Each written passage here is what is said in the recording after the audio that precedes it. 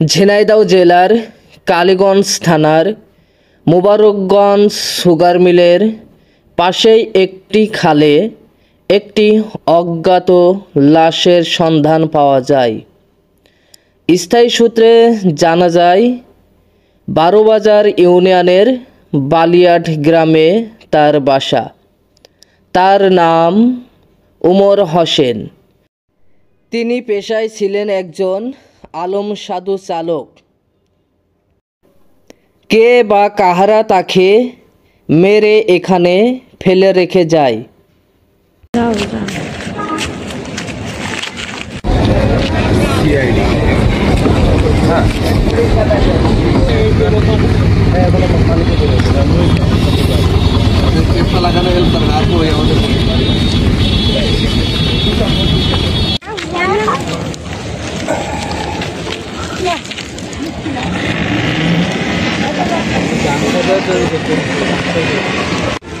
আমি আসলে তোমাদের মতো থাকছি না, তোমরা তো লেগে যাবে।